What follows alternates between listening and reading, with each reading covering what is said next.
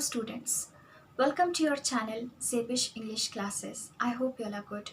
And in today's video lecture, I have picked up this book Treasure Trove, which is from ICSE board for the students of 9th as well as 10th standard.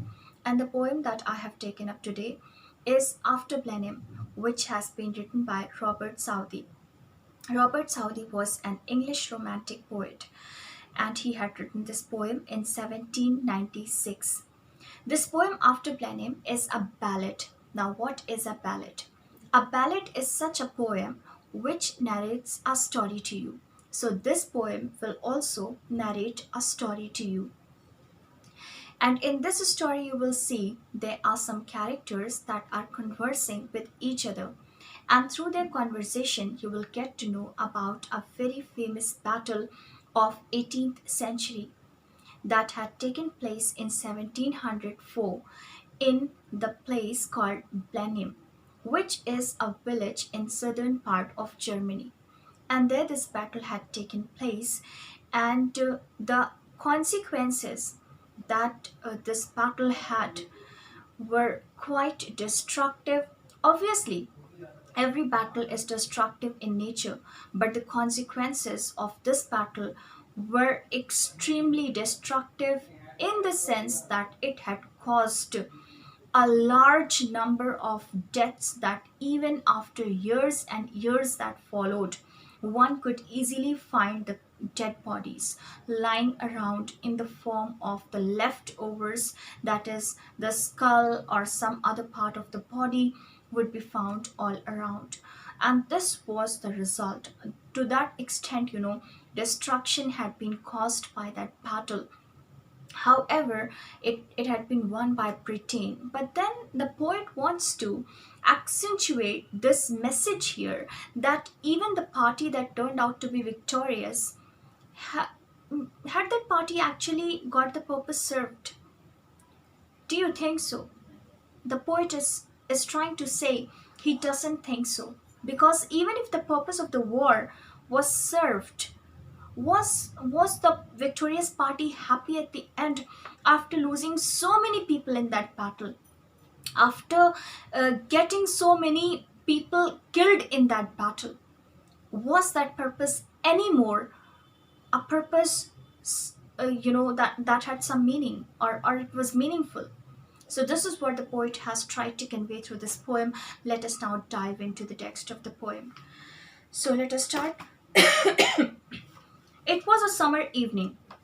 Old Casper's work was done, and he before his cottage door was sitting in the sun, and by him spotted on the green his little grandchild Wilhelmine.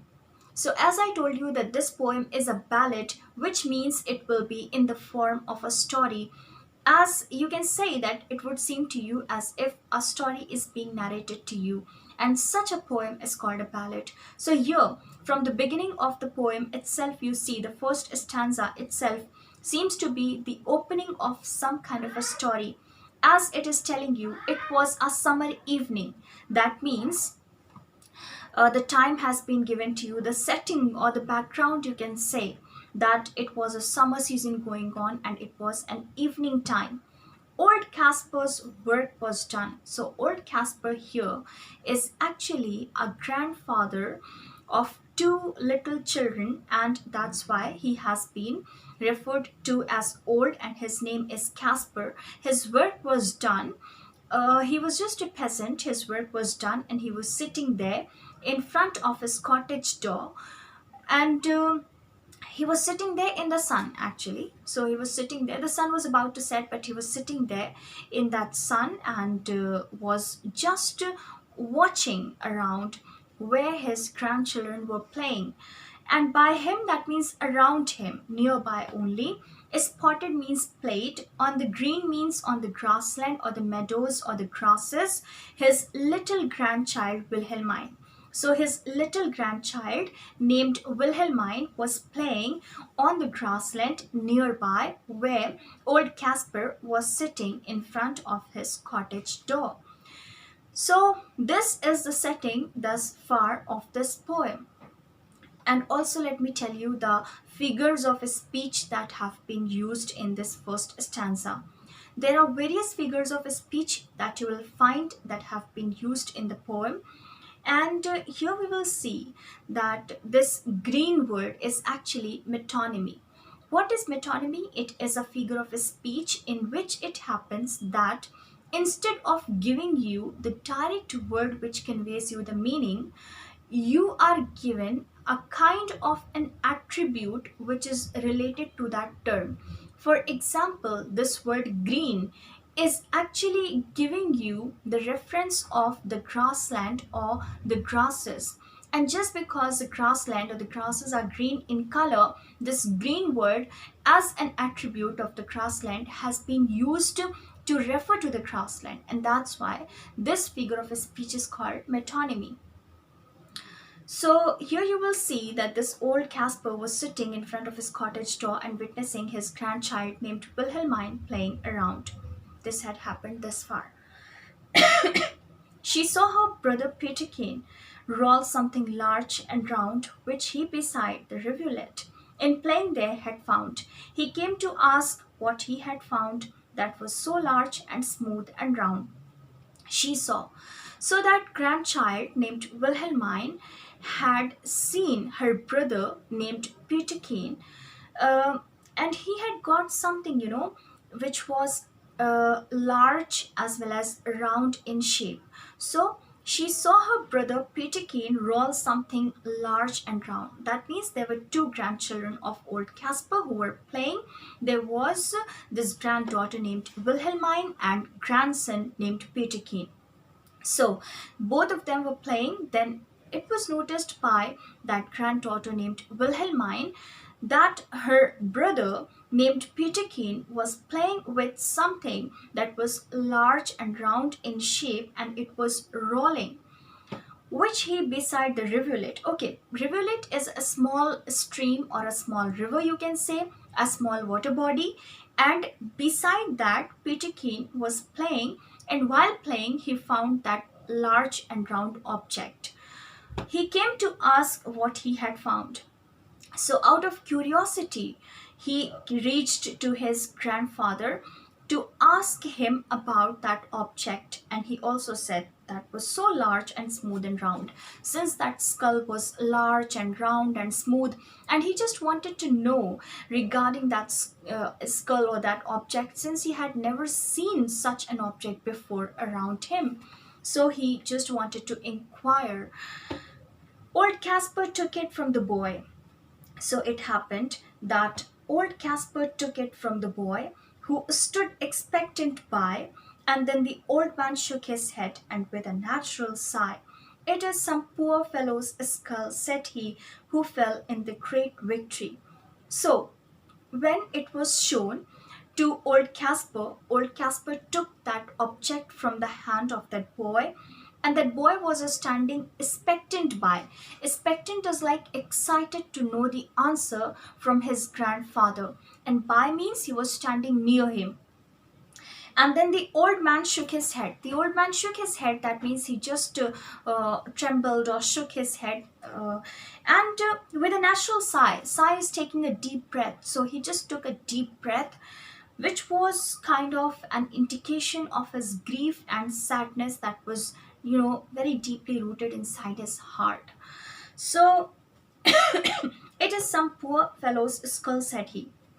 And he said that it actually belongs to some poor man, and it is a skull or head part of some poor fellow or some poor man who must have become a victim to that war which took place in 1704, who fell in the great victory. Now, this is a very important line, and this phrase is again a figure of a speech called refrain. And refrain is such a figure of a speech in which you find that one line or a phrase or a group of words you will find repeating itself in different stanzas of the poem.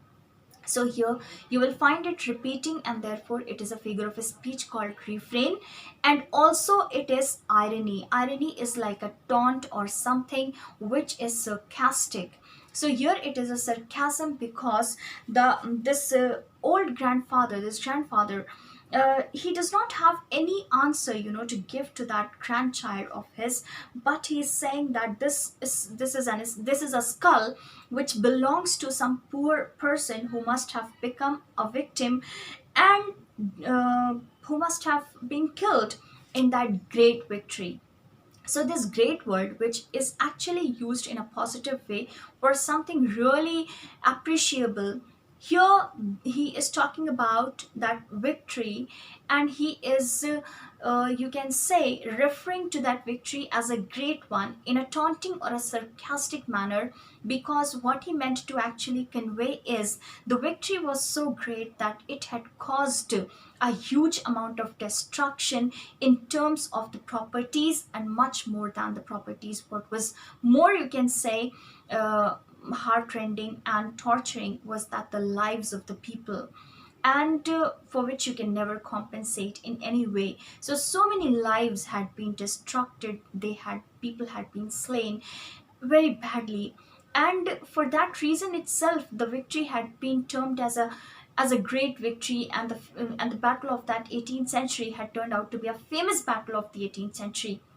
only because of the amount of destruction that it had caused was of some other level, because it had destroyed so many lives that, even as I told you, years after years as well, you could easily find the dead bodies lying around in that area.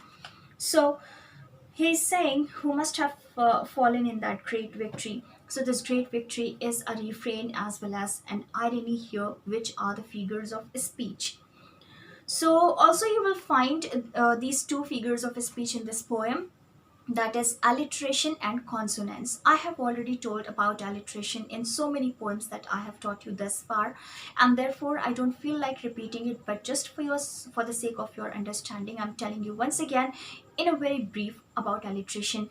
Alliteration is such a figure of speech in which it happens that in a particular line, it happens that you have got the words that are nearby in a particular line, and their first letter is same, and it is a consonant sound giving letter. So when the first letter of several words in a particular line is same and it is a consonant sound giving letter, it is called your figure of speech alliteration. However, if it happens that in a particular line you have got several words that have got the consonant sound letters in the mid of the words, but they are repeating in several words in a particular line, that is called consonants. So we will see the examples of consonants and alliteration in your poem. I find them in the garden, for there is many here about, and often when I go to plough, the ploughshare turns them out. Alright, so before I go ahead to tell you this stanza, I want to tell you about that figure of speech called alliteration. So you will see in the first stanza, if you go back and see, the fourth line was sitting in the sun, then you will notice that this S is being repeated in that line in the first letter of the two words sitting and sun, and S is a consonant sound letter, and that's why this figure of speech is called alliteration. I hope alliteration is clear to you. So now wherever else you find this figure of speech called alliteration, you should be able to figure out yourself. Now, let's come on to this last stanza of this page, and we will see how, you must be able to understand that the poem is in a conversative tone, as if the characters are conversing with each other. And you will find there are two types of characters. One is quite old, that is grandfather, and the other characters are quite young. You can categorize them as the young generation because they are grandchildren, but you will find the grandchildren as, unaware of the real reasons of the war as the grandfather. or I should say that you will find the grandfather as much unaware of the genuine reasons and the purpose behind the war as the grandchildren are. Just because when the grandchildren are putting forth this question to the grandfather regarding the war, that what was the purpose behind that destructive war, then the grandfather is not able to answer to that question, and he seems to be equally oblivious to that or unaware of that, as if the grandfather himself is not aware of the purpose behind such a war. So you see, not even that old man who has witnessed things, who is so experienced, even he does not know the reason behind the war or the purpose behind the war. You know what it is trying to convey, that actually the purpose behind the war is always so meaningless that it can never be justified for such a huge amount of destruction that it causes consequently when a war takes place. So I find them in the garden. These are the words of the grandfather, or you can say old Casper, as he is replying to his grandchild. He is saying, I often find these objects in the garden, and there are so many all around in the garden. Whenever I go to plow the field, that is, cultivate or till, the plowshare, it refers to that weapon and the main blade of that weapon. He's saying, whenever I'm using the plowshare, that is that weapon, or you can say the blade of that plow, when I use it on a piece of land, then every time I use it on a piece of land, I find such skulls or such objects coming out of that area of that land, as they all are buried. They all are somehow under the land, you can say. That means there were so many deaths at that point of time that such skulls and such objects, some other parts of the body as well, you will find they all got buried by themselves in the land somehow, you can say as a result of the passage of time, but they are still found. For many thousand men, for means because many thousand men, said he means said that old Casper, were slain, that means were killed in that great victory. Great victory has again been repeated, which is a refrain and also an irony. He is saying that so many people had been killed, and that's why I can just tell you about that battle, that it was such a battle which had resulted into a great victory. However, as far as the purpose behind the battle is concerned, even old Casper is not aware of that, as I told you. Now tell us what it was all about, young Peterkin, he cries, and little Wilhelmine looks up with wonder-waiting eyes. And now tell us about the war and what they fought each other for. So now tell us what it was all about, young Peterkin, he cries. So the child is trying to ask the reason behind such a battle, which was so destructive that it had killed so many lives. You see that even a small child becomes so conscious as to find out the reason behind such a destruction and the need of causing such a destruction.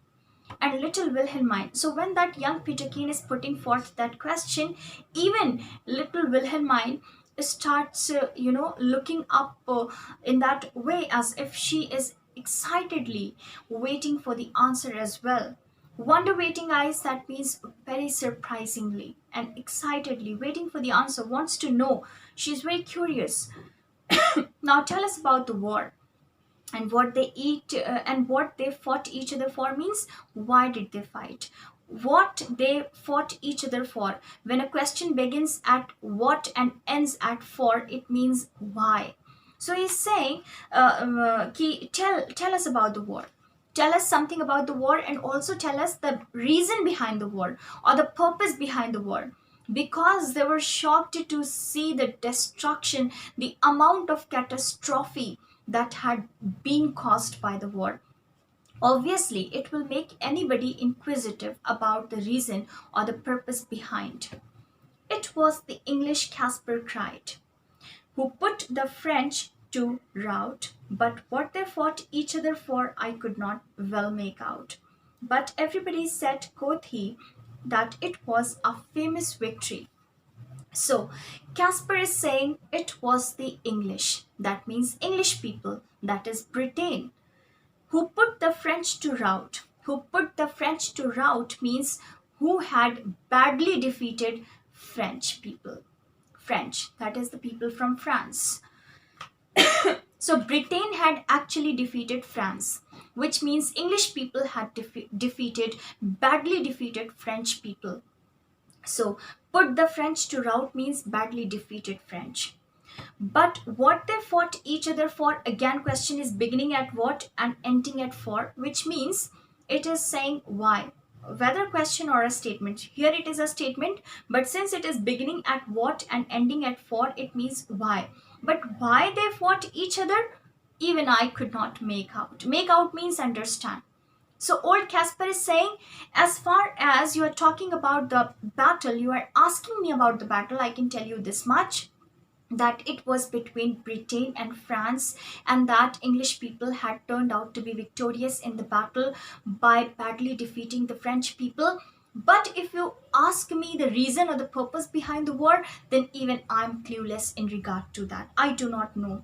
But everybody said, I can tell you this much. Quoth he means said he. Now, quoth is such a word which has become obsolete in usage now, and it used to be there earlier. In Old English, it was more in usage, and such a figure of speech is called archaism. Archaism, you can say, right? Because it is using archaic words. That is, the words which are considered as obsolete or Old English words. So this is archaism. And he's saying, or quoth he or said he, that I know this much only about the battle, that turned out to be quite famous phrase in regard to the battle, that it was a famous victory, which is again a refrain and an irony. That means the victory was very famous. And what made it famous? Not the victory made it famous, but the destruction made it that famous. And what he meant to say, that victory is directly proportional to destruction, which simply means the greater the destruction, the greater the victory. My father lived at Blenheim, then yon little stream hard by. They burnt his dwelling to the ground, and he was forced to fly. So with his wife and child he fled, nor had he where to rest his head. So, my father at that point of time used to live at Blenheim, that is a village in southern part of Germany. Yon little stream hard by, that means there, which you can see, that stream, that small water body nearby, there only my father used to live. But it happened that those people who were in war, they burnt his dwelling place or living place, burnt it into ashes, and that's why my father had to run away from there, along with his wife and child, fled is run away, nor had he where to rest his head. And at that point of time, he did not have any idea about any destination, where to go, which place to find. He did not know anything at all. So, with fire and sword, the country round was wasted far and wide, and many a childing mother then and newborn baby died. But things like that, must be at every famous victory. How sarcastically the poet has said in this stanza that my father, when he was running away from there, he did not know which place to reach as a destination. And with fire and sword the country round, everywhere around, you will find only the fire and the swords in the hands of those people, and everywhere there was a wastage or destruction going on. And even a childing mother is a pregnant woman, and And even the mothers who had newborn babies, all of them had to die. Even a pregnant woman was killed badly, very mercilessly. And even a small a newborn baby would be killed without any mercy or pity. That kind of a victory, that kind of a battle, I should say, it was. But how sarcastically this is an epitome or a perfect example of irony here, that the grandfather has said to the grandchildren, and grandfather has said it to the grandchildren, although the speaker is a grandfather, but these are the words that the poet wants to convey and wants to tell you through this character of grandfather, that whenever a victory has to be famous, it must cause even the deaths of the pregnant women and small children. And such a battle that even includes the destruction of women and children, regardless of their vulnerability and regardless of their sensitivity and helplessness. Even then, it happens that the particular battle becomes well known and the victorious party is known as the greatest, uh, triumphant in that war. So, he is saying that such things happen generally in all such battles which becomes famous. And for a great victory, it is necessary, you can say, like uh, the destruction of women and children are the most important ingredients for a victory to be called as a great victory. They say it was a shocking sight, and after the field was won, for many thousand bodies here lay rotting in the sun. But things like that, must be after a famous victory. Then again, grandfather is telling this to his grandchildren, that what I came to know as a result of that battle, that it was a famous victory, and since he is also a witness of that war and the incident that took place. So he's saying it was a shocking sight. After the field was won, that means after the battle got over, and after one of the parties turned out to be victorious, the sight which was left over to be seen, it was shocking, it was shattering, it was the most devastating and disastrous ever to one's eyes. You know why? Because there were thousands of bodies lying, just rotting in the sun. So they were the corpses or the dead bodies, and so many dead bodies were there all around that you could imagine how destructive the war must have been. But how sarcastically again the poet has said through this character of old Casper, that these are the common features, of a great victory. That means these are those ingredients which are necessary for a victory to be made or to be called as a great victory. And unless these things happen, the victory can never be a great one. So it is a sarcasm, a taunt, irony. Great praise the Duke of Marlborough won, and our good Prince Eugene. Why, it was a very wicked thing, said little Wilhelmine. Nay, nay, my little girl, quoth he. It was a famous victory. Then he's telling great praise the Duke of Marlborough. Duke of Marlborough had won, that means Britain had won, English people had won, and our good Prince Eugene had won. That means these are the English people. So they were the winners in that battle. Why? It was a very wicked thing, said little Wilhelmine. Wilhelmine could not tolerate and could not understand, the excitement behind such a victory. Wilhelmine wanted to say that how could even the victorious party be happy about such a victory which had been achieved after causing so many deaths and destruction. And Wilhelmine is saying that it was such a wicked thing or such a bad thing, to which grandfather replies, nay, nay, my little girl. Nay, nay means no, no. It is again archaism. Why? Because archaic words have been used here. Nay, which means no, and nay is an obsolete English word, or you can say Old English word, and that's why this is archaism. So he's saying nay, nay. That means no, no, my little girl. Quoth he means said he. Quoth again is an obsolete word, which is archaic. So you can say archaism has been used here as a figure of speech. It was a famous victory. You don't have to say that the deed was wicked. What eventually was known as a result of that battle, and what that battle came to be known as since then, is a famous victory. So he is like exaggerating these words so as to taunt, and so as to, so ironically comment upon it, or you can say sarcastically comment upon that battle. He's saying, and everybody praised the Duke who this great fight did win.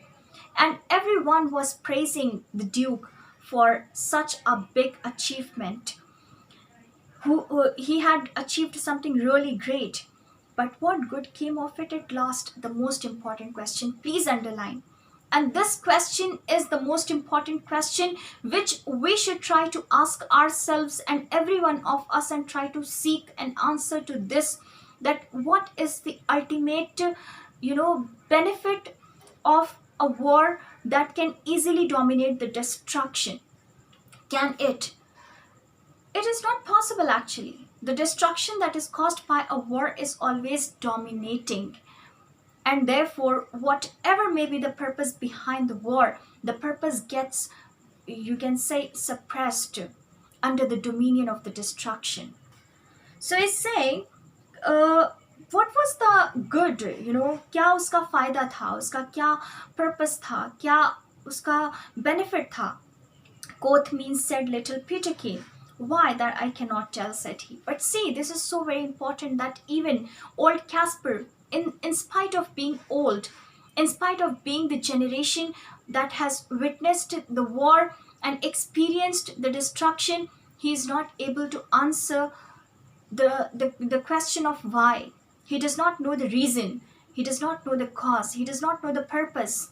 You know why? Because the purpose must be meaningless. The purpose has no meaning after such a huge destruction.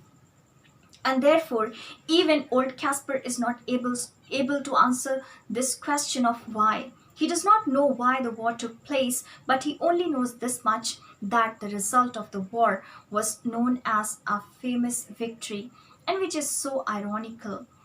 And what made the victory famous? That huge amount of destruction which the war had caused. So this figure of speech irony is here, and it is the most, you can say, most important figure of speech in this poem, because this entire poem is ironical in a way, and this has been repeated in different stanzas, which makes it again a figure of speech called refrain. So it was written in a sarcastic way, and the poet has accentuated this thing that whenever a battle takes place, the purpose behind the battle may be one, but that purpose is always meaningless when it is compared to the amount of destruction which is caused by the war. And he has sarcastically said that how destruction is directly proportional to victory, because the greater the destruction, the better, or you can say the greater the victory. So the greater the destruction is, the greater the victory is. This is how victory and destruction are directly proportional to each other, or closely associated with each other when it comes to a battle. And therefore, whatever may be the reason or the purpose behind a battle, any battle, that purpose is always meaningless. And so was in this case as well, which was a Battle of Blenheim. It is called a Battle of Blenheim that took place in 1704.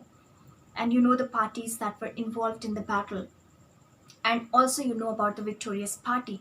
And since the battle had taken place in that village called Blenheim in southern part of Germany, that village is located in southern part of Germany, and since the battle had taken place on that particular, you can say in that particular village, that's why the battle had come to be known as the Battle of Blenheim. And this poem has been given the title of After Blenheim, which means this poem is simply telling you about the results of the Battle of Blenheim. That means what was the consequence of that Battle of Blenheim. So, after Blenheim means after the Battle of Blenheim. These were the consequences, that skulls and different parts of the dead bodies, you can say, were being found by even the generations that were new. So many deaths had been caused that the dead bodies had become countless, and also they were being found by the new generations. In you can say the remnants of the dead bodies were still being found. So this was portraying the amount of destruction, you can say, or the catastrophe that the battle had caused. So this poem is all about this. I hope you understood the poem and the figures of speech that we discussed. So this this is there, as I told you. Metonymy is there. Then I told you about archaism is there, and then alliteration is there. So these are the figures of speech. Refrain is there. So I hope you understood this poem. If you have actually understood, then please hit like and also subscribe to my channel. Thank you so much for watching.